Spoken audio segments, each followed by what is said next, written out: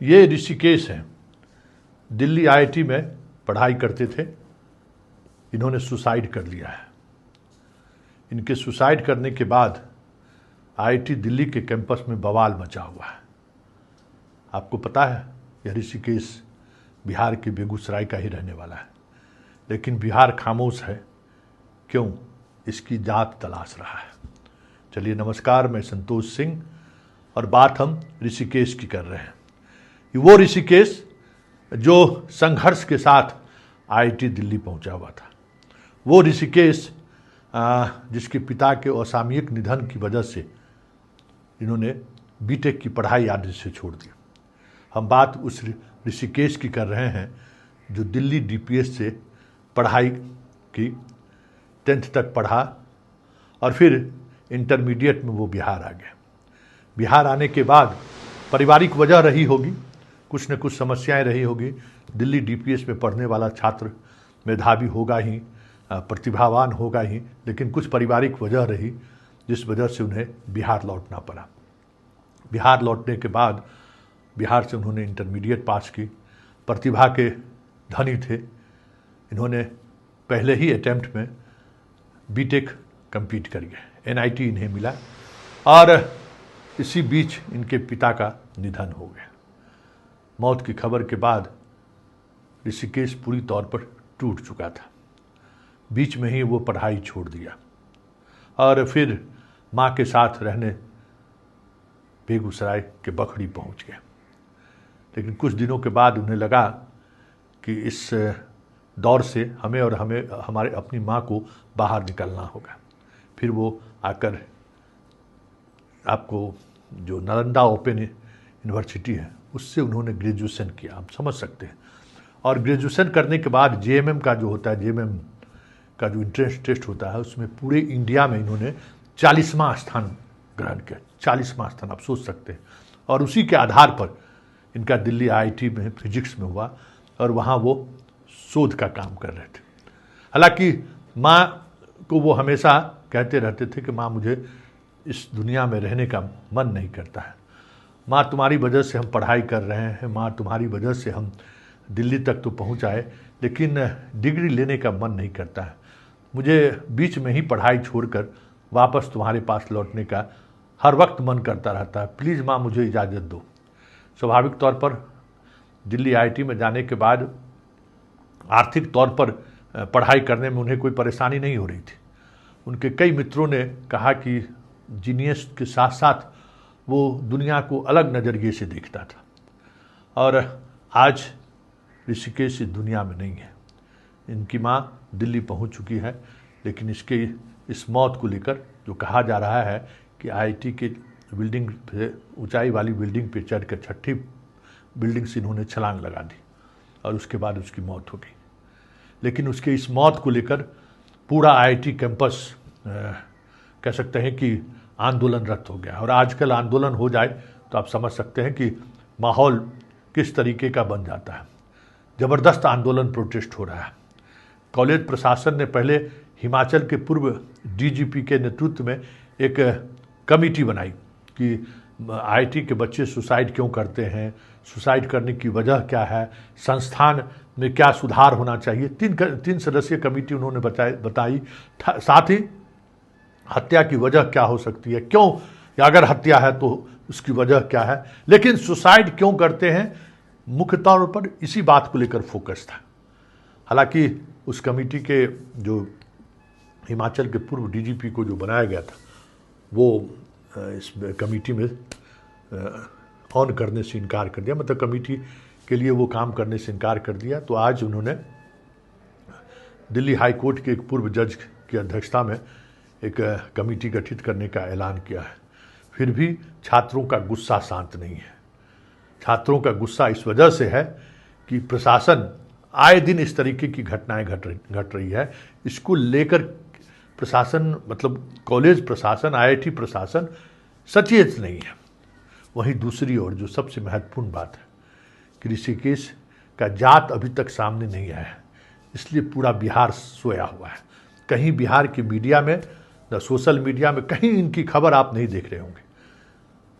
आज जात पता चल जाए कि ये किस जात के हैं, तो देखिए जात के जो बैनर उठाने वाले लोग हैं ना, बैनर उठाना शुरू कर देंगे, कैंडल मार्च शुरू कर देंगे। जो कैंडल मार्च अभी दिल्ली में हो रहा है वो कैंडल मार्च पटना में होना शुरू हो जाएगा। लेकिन जात अभी तक पता नहीं चला है, इसलिए ये इनके उस स्थिति को लेकर अपने आप से कनेक्ट नहीं कर पा रहे। एक बिहारी प्रतिभा को खो दिया, जो बिहार को कई तरीके से मजबूती प्रदान कर सकता था। हम बिहारियों को इस बात को लेकर दुख नहीं है। हम बिहारी तब दुखी होते हैं जब हमारे जात का कोई व्यक्ति इस तरीके से उसकी मौत हो जाती है। तो ये जात हम किस तरीके से बिहार के सामाजिक, आर्थिक, राजनीतिक और प्रशासनिक तौर पर बाधक है, इस ऋषिकेश के मौत से समझा जा सकता है कि ऋषिकेश की जात हमें पता नहीं करना है क्योंकि समय नहीं रहा, या फिर उस तरीके की जाति का ऋषिकेश रहा भी नहीं होगा जिससे कि तुरंत सूचना आ जाए। नहीं तो सेना सब तो यहाँ तैयार पहले से है इस तरीके की घटनाओं में, कैंडल मार्च निकालना, थार लेके घर पहुँच जाना, ये सब तो कोई बात नहीं है। लेकिन सबसे बड़ी बात यह है कि ऋषिकेश की न्याय की लड़ाई में पूरा आईआईटी परिवार खड़ा है, लेकिन बिहार चुप। क्या घटना हुई है? कॉलेज में हॉस्टल के लिए 3-4 दिन दौड़ाए। ये नाम क्या था? तालुकदार हॉस्टल नहीं दिया, अपना बच्चा को बाहर रख के अपना रिक्वेस्ट किए कि हमको दे दीजिए फैमिली क्वार्टर दीजिए, बाहर में कहाँ लेकर खाएंगे, फैमिली क्वार्टर दीजिए। अपना बच्चा को लेकर के पढ़ाई करता है। कहा कि हम फैमिली क्वार्टर में नहीं दे सकते, मेरे हाथ में नहीं। और जोर से बोलिए।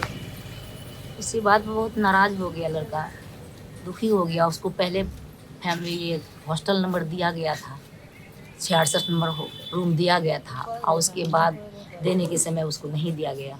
इसी से पहले तो खुश था कि हमको हॉस्टल मिल गया है, और फिर नहीं दिया, जिस बात से बच्चा बहुत दुखी हुआ। उसके बाद कहा हम इस हॉस्टल में और इस कॉलेज में हम पढ़ेंगे ही नहीं।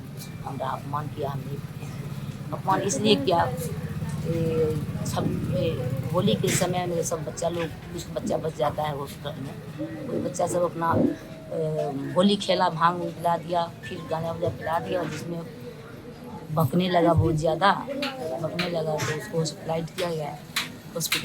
आईआईटी तो हॉस्पिटल रहा था, उसी में 4 दिन इसमें रहा। फिर कहा यहाँ से ट्रांसफ़र कीजिए, 1 महीना विमेंस में रखे, विमान से।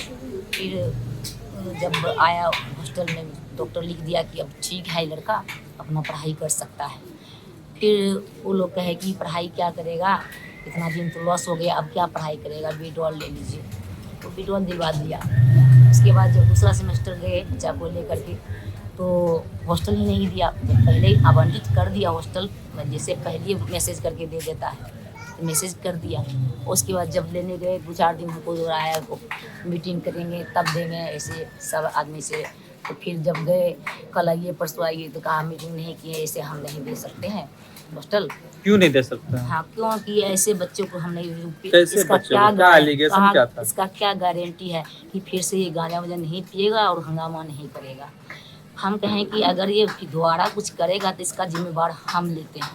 अगर कुछ ऐसा अब करेगा ही नहीं, अब ऐसा कुछ करेगा नहीं, इसको डॉक्टरी इलाज चल रहा है, अब ये सब कुछ नहीं करेगा। ये खुद समझदार है, इतना भी बेवकूफ़ नहीं है कि जो ये फिर से गांजा बाजा करेगा।